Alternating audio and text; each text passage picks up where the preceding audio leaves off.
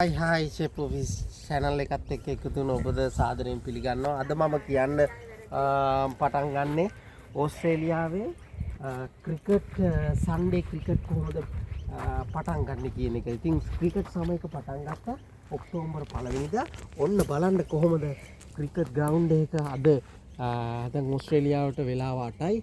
අද මැචස් තියෙනවා. මැචස් කියේ විශාල වශයෙන් අද වගේ දවසක තමයි කුඩා ළමයින්ට විශේෂයෙන් ක්‍රිකට් ග්‍රවුන්ඩ් වල ටීවී තිරෙන විදියට මැච් තියෙන්නේ. ඉතින් මට කියන්න ඕන කොහොමද මේ ක්‍රිකට් සමයක පටන් ගත්තේ කියන එක. බලන්න කොච්චර ධෛර්යමත් වෙලා ඉන්නවද කියලා මේ ක්‍රීඩකයෝ. එක දැන් ලංකාව විදියට ගත්තොත් එහෙම අපිට කියන්න පුළුවන් ප්‍රාදේශීය මට්ටමින් තියෙන තරඟ වගේ තමයි මේ ක්‍රිකට් ග්‍රවුන්ඩ් වල තියෙන තරඟ. ඉතින් මේ අද එකතු වෙලා තියෙනවා මම ක්‍රිකට් ග්‍රවුන්ඩ් කිහිපයකට අද පැමිණියා. මම මේ විස්තර ඔක්කොම ඔයාලට සපයන්නම් කොහොමද කොයි විදිහටද මේ කට්ටිය මේ තරඟ ඕගනයිස් කරන්න කියන එක. ඉතින් බලන්න පුළුවන් අර දෙර ඈත තියෙන්නේ under 14 ක්‍රිකට් තරඟාවලියක් අද පටන් ගන්න යන්නේ.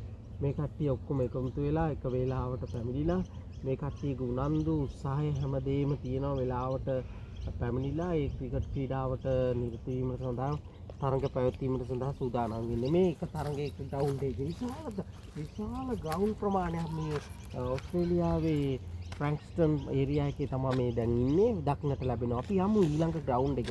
ඉතාම විශාල ඉතාම දක්ෂ මේ ග්‍රවුන්ඩ් නඩත්තු කරනවා. මේ ලංකාව ගත්තොත් හිතාරාම ක්‍රීඩාංගණය වගේ තමයි මේක ක්‍රීඩාංගණය. මේ ළමයිට මේ විශේෂත්වය තියෙන්නේ මේ ලංකාවේ නැති පහසුකම් මේ පිට්ටනිය වල දක්නට ලැබෙනවා. ඔන්න බලන්න මේ ග්‍රවුන්ඩ් එක විශාලත්වයේ මේ කුඩා ළමයින්ට කුඩා අවදියේ පවා මේ ක්‍රීඩාවට පහසුකම් සමග ක්‍රීඩාවක නිරත වීමට ඉතාමත්ම පහසු විදිහට පහසුකම් සහිතව මේ ක්‍රීඩක මේ ක්‍රීඩාංගන සකසා තියෙන ඔන්න බය විදිහට දක්වන්න පුළුවන්. අර දුර ඈත තියෙන නද ක්‍රිකට් ග්‍රවුන්ඩ් එක ඇතුළත විශාල ක්‍රීඩා පිටි කීපයක්ම දක්නට ලැබෙනවා.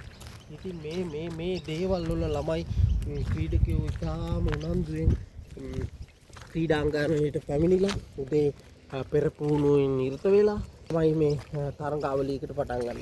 විශේෂයෙන් මේ කුඩා ළමයින් ඕවර් 40ක මැච් එකක් තමයි මේ දවස්වල මේ ක්‍රිකට් ප්ලේ ක්‍රිකට් කියන ඕස්ට්‍රේලියා ක්‍රිකට් අකාඩමියෙන් පවත්වන්නේ. ඉතින් මේක 8:30ට පටන් ගන්න 11 වෙනකොට ඕවර් 40ක් එක පැත්තකින් නිමා වෙනවා. ඉන්පස්සේ ඊළඟ ඉරිදා දවසේ තමයි නැවත පටන් ගන්නෙ දෙවන කණ්ඩායම පන්දු රැකීම හෝ පන්දු පහර දීම. ඉතින් මේ වගේ තමයි මෙහි ක්‍රිකට් ක්‍රීඩාව ඉතාම උනන්දුවෙන් අනාගතයට යහපත් විදියට මේ ක්‍රීඩාව දියුණු කිරීමට මේ කට්ටිය ඉතා විශාල උනන්දුවක් දරනවා.